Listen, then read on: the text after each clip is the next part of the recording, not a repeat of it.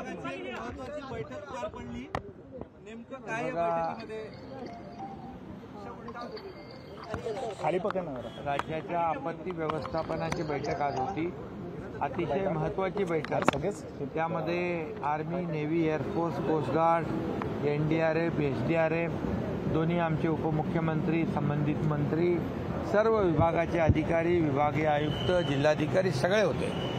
आणि या बैठकीमध्ये आपत्ती व्यवस्थापन, मान्सूनपूर्व जी काही काळजी घ्यायची या सर्व डिपार्टमेंटच्या संदर्भात चर्चा झाली। मग होर्डिंग असतील, त्यामध्ये लँडस्लायडिंग एरिया असेल, दरडग्रस्त जे काही मागच्या वेळेस ज्या दुर्घटना घडल्या त्या घडू नयेत, किंबहुना मुंबईमधल्या ज्या काही वस्त्या आहेत लँडस्लाईड होऊ शकते त्यांची पर्यायी व्यवस्था करणे, या सगळ्याच बाबतीमध्ये म्हणजे एकंदरीत राज्य व्यवस्थापन, SDRF आहे, या सर्वांनी एक टीम म्हणून काम करावं आणि झिरो कॅज्युअल्टी मिशन म्हणजे जीवितहानी होऊ नये, मालमत्तेचे नुकसान होऊ नये यासाठी सर्व विभागाच्या सूचना, त्यांनी केलेली तयारी याचा सर्व आढावा त्याच्यामध्ये घेण्यात आलेला आहे।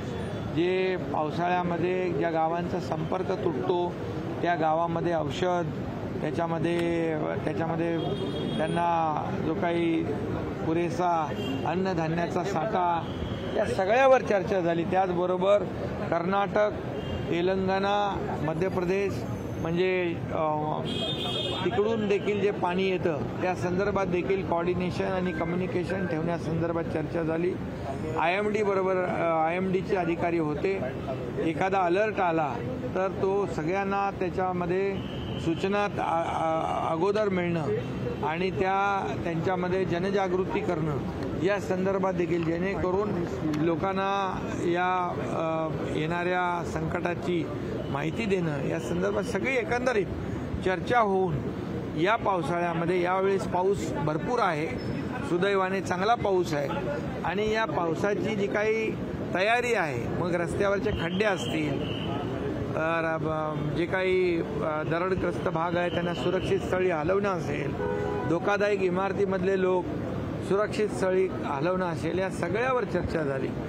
साथीचे आजार असतील त्याच्यावर चर्चा झाली आणि एकंदर आज 3 विषयावर चर्चा झाली। एकीकडे आपण जिकडे काही जिल्ह्यामध्ये दुष्काळ आहे, मराठवाड्यामध्ये, तिथे पिण्याच्या टँकरचा विषय, चाऱ्याचा विषय, जनावरांच्या पिण्याच्या पाण्याचा विषय यावर देखील चर्चा झाली। दुसरीकडे अवकाळी अतिवृष्टी, गारपीट याच्यावर देखील मदत आणि पंचनाम्याच्यावर चर्चा झाली। आणि तिसरा जो आता पाऊस येणार आहे, म्हणजे एकंदरीत 3 संकटांना आपण सामोरं जातो आणि त्याच्यावर पूर्णपणे या महाराष्ट्रातल्या जनतेला सरकार म्हणून तो काही त्रास होऊ नये, तोशीस लागू नये, त्यांच्या जीविताचं, मालमत्तेचं नुकसान होऊ नये यासाठी पूर्णपणे रेल्वे असेल या संदर्भात देखील रेल्वेच्या लोकांनी केलेलं काम, एअरपोर्ट अथॉरिटीनी केलेलं काम या ठिकाणी आणि air force, army, navy, coast guard यांनी देखील पूर्ण त्यांची टीम सज्ज आहे कुठल्याही संकटाला तोंड देण्यासाठी, हे देखील या ठिकाणी सांगितलं। त्यामुळे पूर्ण ही अतिशय महत्त्वाची बैठक आज पार पाडली आणि या बैठकीमध्ये झालेल्या चर्चेनुसार ही सगळी अंमलबजावणी होईल आणि पूर्णपणे हा पावसाळ्यामध्ये कुठेही काही आपत्ती, संकट येणार नाही अशा प्रकारची तयारी, नियोजन केलेलं आहे। ठाणे महानगरपालिकेप्रमाणे मुंबई महानगरपालिकेमध्ये ठाणे महापालिकेप्रमाणे TDRF त्यांनी तयार केलेला आहे। तर TDRFच्या धर्तीवर इतर महापालिकांनी देखील आपलं जर एक दल तयार केलं रेस्क्यू ऑपरेशनचं, तर NDRF आणि SDRF येईपर्यंत लोकांचा जीव वाचवण्यासाठी, तात्काळ त्यांना मदत देण्यासाठी जी व्यवस्था लागते ती त्या व्यवस्थेतून त्यांना फायदा होऊ शकतो। त्याचबरोबर मंत्री महोदयांनी देखील सूचना दिली की गावातली जी लोक आहेत त्यांना देखील जे पट्टीचे पोहणारे आहेत, स्विमर आहेत, त्यामध्ये त्यांना ट्रेनिंग देणं आणि तात्काळ आपत्ती जेव्हा येते त्यावेळेस तात्काळ रेस्क्यू ऑपरेशनला त्यांना पुढे जाता येईल यासाठी देखील यावर देखील चर्चा झाली।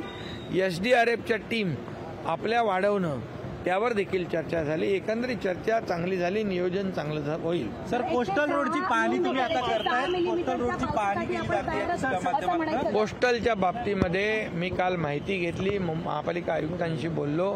ग्राउटिंगमध्ये काही लिकेज आहेत. ग्राउटिंगमध्ये मेन मूळ ढाच्यामध्ये नाही, मूळ स्ट्रक्चरमध्ये नाही, तर ग्राउटिंगमध्ये त्याच्यामुळे लिकेज झालं आहे. तर तिथे महापालिका अधिकारी काल अमित सैनी स्वतः गेले होते, L&Tची टीम गेली होती. आता देखील सगळे एक्सपर्ट जे आहेत, टेक्निकल एक्सपर्ट, ते त्या ठिकाणी आहेत आणि यातून त्यामध्ये जी दुरुस्ती करायची आहे, जी परमनंट दुरुस्ती असली पाहिजे, टेम्पररी असता कामा नये, अशा सूचना मी त्यांना दिलेल्या आहेत. सर, हिंदी में आज की जो मीटिंग हुई प्री मानसून, आज की बहुत ही महत्वपूर्ण बैठक हुई प्री मानसून वर्क की. उसमें army, navy, air force, coast guard, NDRF, SDRF, सभी लोग, अभी पूरे लोग, विभागीय आयुक्त थे, जिलाधिकारी थे, हमारे सभी सेक्रेटरी थे, हमारे दोनों उप मुख्यमंत्री देवेंद्र जी थे, अजीत दादा थे, सभी मौजूद थे. और प्री मानसून वर्क के लिए जो भी सूचनाएं यहाँ दी गई है, एज अ टीम ये काम करेगी और हमारे राज्य की जनता को इसका बहुत फायदा होगा. कोई कि जीरो कैजुअल्टी मिशन, ये हमारा मकसद है और इसमें सभी लोगों को, ये आपत्ति व्यवस्थापन में सभी लोगों ने सहयोग देना चाहिए. जो लैंड स्लाइड प्रोन एरिया है उसमें जो सुरक्षित जगह पर उनको रखना, इसके ऊपर चर्चा हुई. डिलैपिडेटेड कंडीशन में जो बिल्डिंग्स है उसके ऊपर चर्चा हुई. नाले सफाई के ऊपर चर्चा हुई. रोड के गड्ढों पे चर्चा हुई. पूरे जगह जब जैसे लोगों के गांव का संपर्क टूटता है, वहाँ लोगों को दवाइयाँ चाहिए, खाने के लिए राशन चाहिए, इसके ऊपर भी चर्चा हुई. पूरी चर्चा हुई है और आर्मी, नेवी, एयरफोर्स, NDRF सभी लोग पूरी तरह अपनी टीम को लेकर तैनात है. नाले सफाई किती टक्के झाली असं मुंबई नाले सफाईचं मी सांगितलं किती टक्के, यापेक्षा हार्ड बेस लागेपर्यंत नाले सफाई करा. जिकडे पाणी भरणार नाही तिथे नाले सफाई. लोकशाही मराठी, ऐका, पहा, जागरूक रहा.